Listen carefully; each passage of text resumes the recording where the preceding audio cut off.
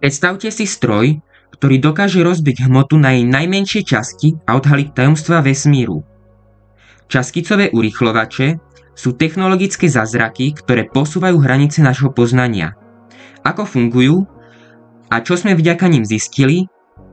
Poďme sa na to pozrieť.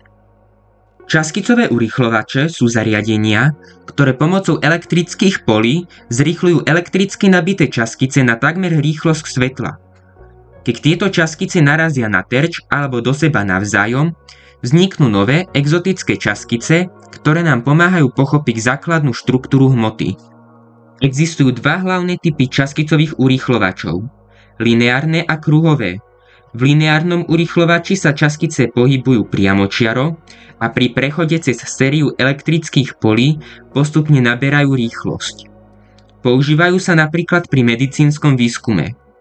V kruhovom urýchľovači sa častice pohybujú v obrovskom kruhovom tuneli, kde ich silné magnetické polia udržujú na dráhe.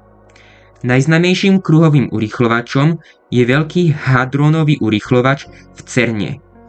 Prečo do týchto zariadení investujeme miliardy dolárov? Časkicové urýchľovače nám pomáhajú pochopiť, z čoho je tvorená hmota.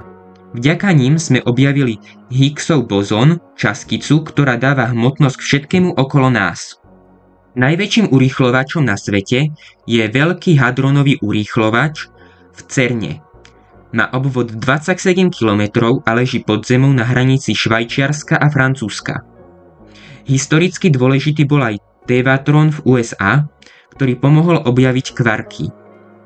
V budúcnosti sa plánuje ešte väčší urýchľovač, ktorý bude až 100 km dlhý. Urýchľovače nie sú len na výskum vesmíru. V medicíne sa využívajú na radioterapiu, ktorá ničí rakovinové bunky. V priemysle pomáhajú skúmať zloženie materiálov a overovať pravosť umeleckých diel.